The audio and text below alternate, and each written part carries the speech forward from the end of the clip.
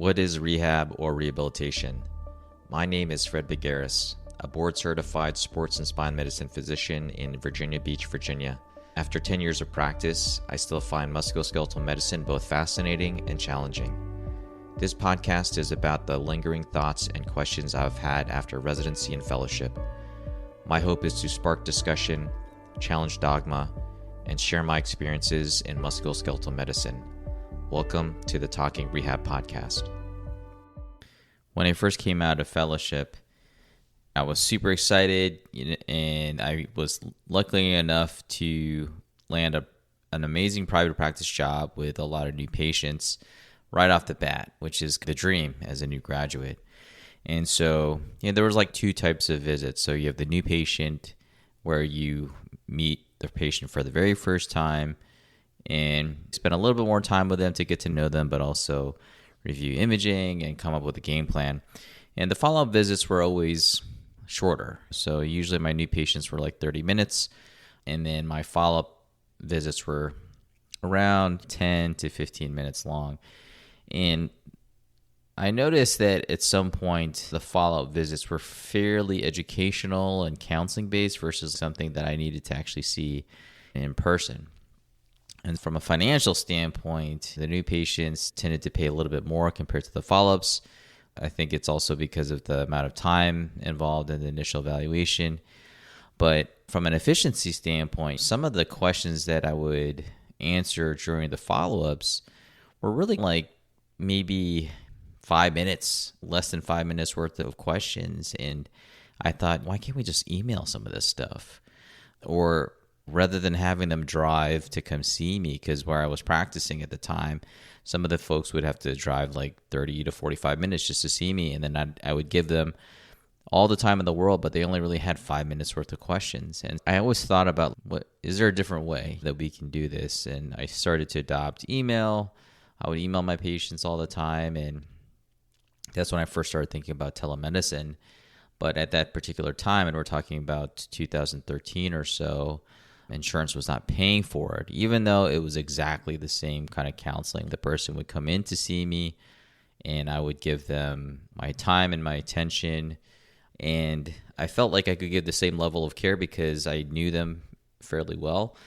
But the system is what it is, and I would have to physically see them in the clinic in order to get paid. But at the end of the day, I was like, I wish there was another way. I don't want to waste people's time, and I certainly want to be more efficient, because the more follow-up patients that I see, it actually impacts my overall access. I could see more new patients, and I just wanted to be super efficient to see as many new people as I could.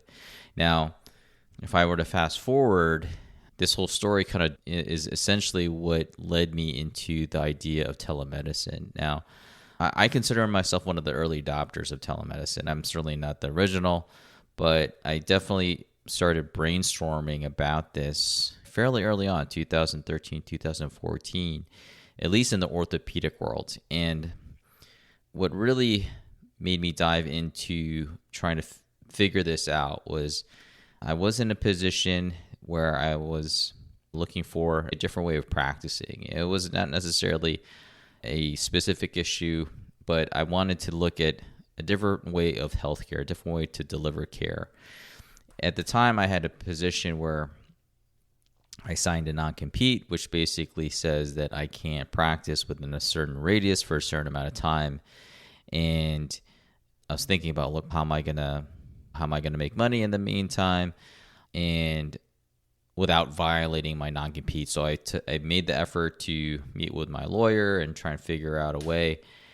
And the answer was like, you just can't physically have a clinic. But at the time, there was no stipulation that said that I could open up a telemedicine practice.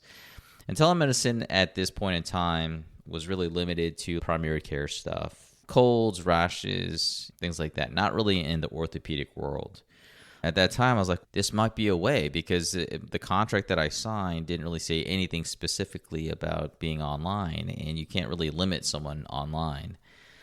So I really dove into it, and I started to develop a telemedicine practice, which was essentially an orthopedic and spine practice that I could do online, because a lot of the people that I was trying to attract were people that have seen people with back problems and continue to have back pain or spine pain, and I could help them, or the busy person that valued access. They just wanted someone to see them right then and there, and I felt like I could help them. And so I started trying to break this down and figure out, okay, what does a telemedicine practice look like, and why is this system even necessary? So it really made me start to look at the current system, which is the typical traditional insurance-based system, which is volume-based. That's the very busy 7-minute visit clinic. And aside from the actual clinical visit, there's the time to check in the beginning, there's a time to check out at the end. And I just felt like with telemedicine, at least for a lot of this stuff, we could just essentially be more efficient. The patient could send me their records, I could review them. A lot of times that they had already seen the physical therapist, and at that point, imaging would be necessary, and I could just do a formal assessment, have them do some physical examination maneuvers online where I would have them reach the floor, lean backwards, try and touch their calf, and order imaging as necessary, and then review the imaging because I had access online. And that just seemed to make sense to me. There's so much stuff that I can do. I hated having patients do physical therapy, come in to see me, and then ultimately I was going to order an MRI. And the only difference was that they just said I didn't respond to the physical therapy. So they come in just to tell me they didn't respond to the physical therapy, and then I would order an MRI anyway. So I always felt if there was a way that they could just tell me that ahead of time, as opposed I could save them an extra visit where they would just tell me over email, tell me via telemedicine how they responded to the therapy, skip the in-person, I could order an MRI, and then I could see them back in the clinic. That just seemed to make a lot of sense to me.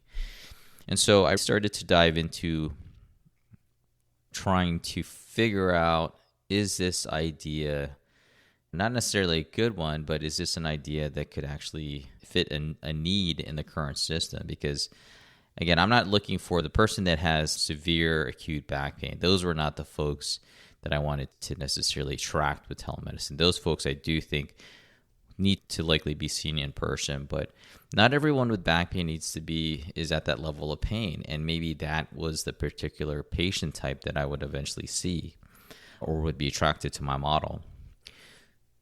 So I leaned into that kind of patient archetype, but I also leaned into the convenience of things. So I started doing a lot more research about the average wait time to see the physician and delays in continuance of care because of let's say that a patient sees a physician, they get referred to physical therapy, they're not improving, and they're told to follow back up. But the next time they could actually see their physician was like 6 weeks from their last therapy visits. I kind of really lean into that aspect of things. So I really started diving into how can I make this work? And I came up with a system that worked.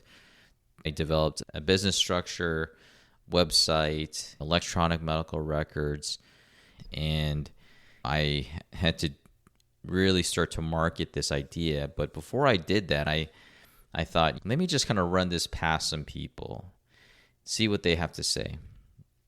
And so I went to a couple people, some local folks, and you should have seen the kind of looks that people had when I would present this idea. Some people really thought it was super innovative and ahead of its time, at least from the orthopedic standpoint. But when I would talk with a majority of the physicians, they were just like, what are you doing? This is essentially this. How does this even work? How can you be an orthopedist and not put hands on people?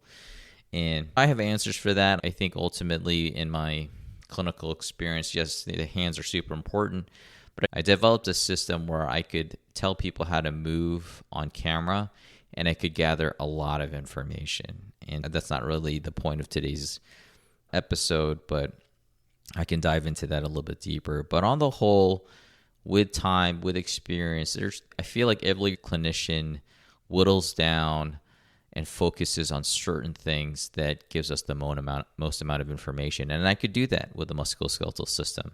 I could have someone walk on camera, I could have them reach, and I can get just enough information to figure out where to start. And that was really my goal.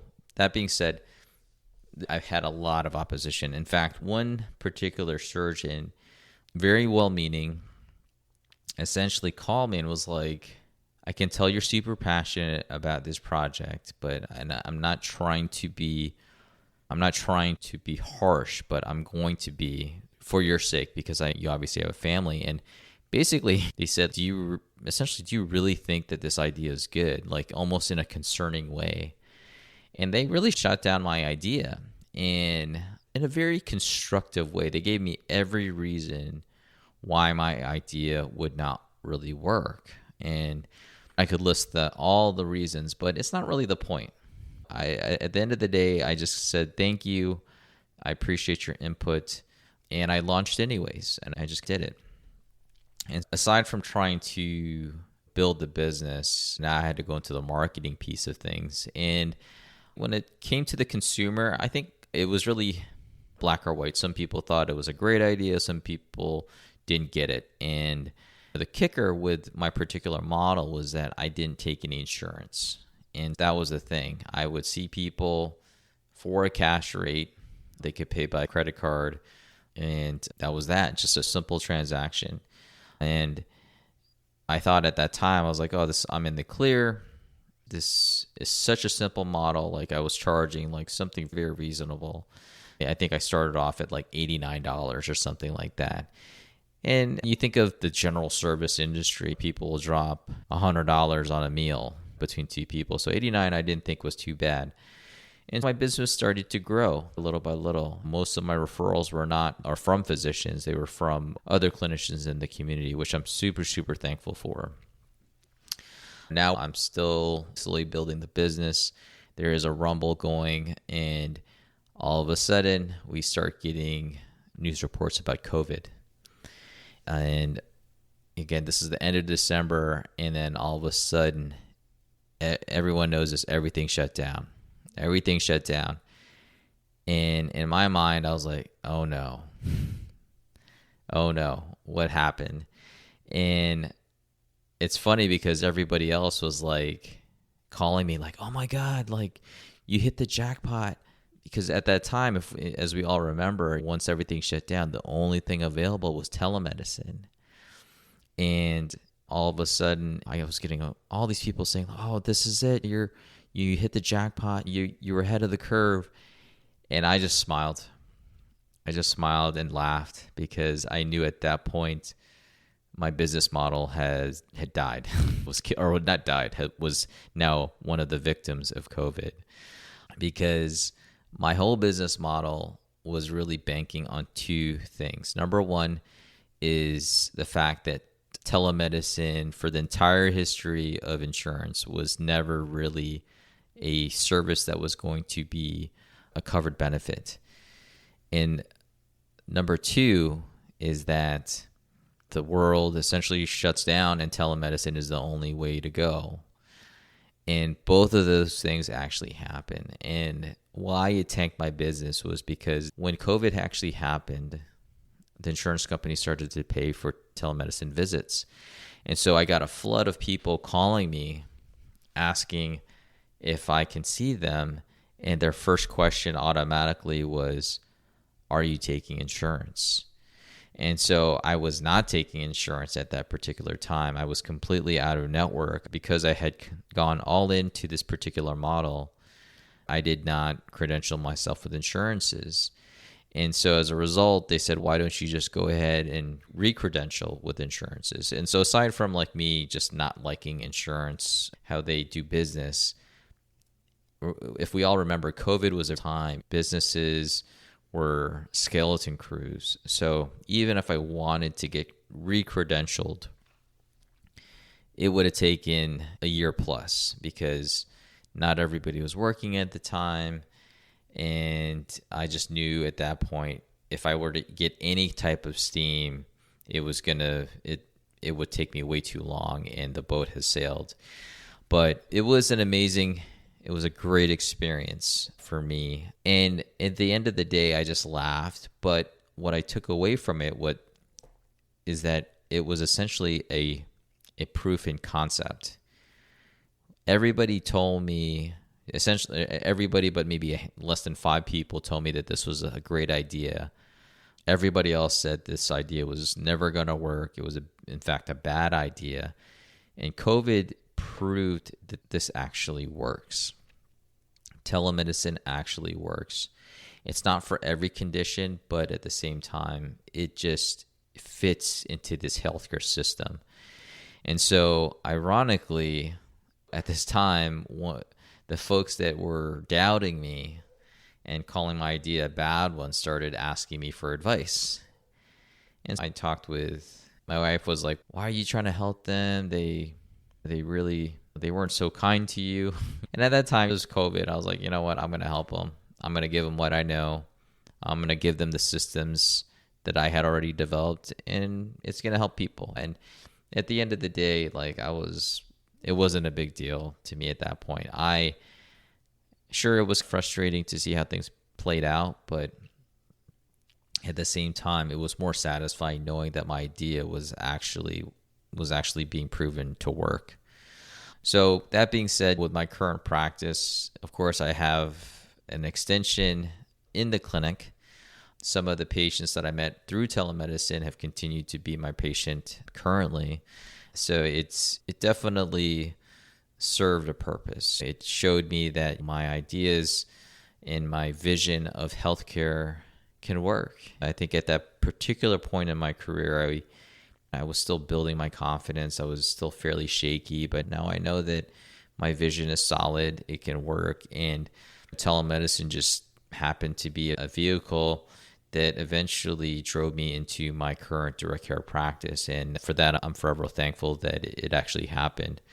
But I did this episode because I've been getting a lot of questions about how I opened my practice. But more importantly for patients, I wanted them to know my origin story. This is essentially how I came about. I've always had this vision of a different healthcare, not model, but a different pathway, because not everybody is wanting the current delivery system.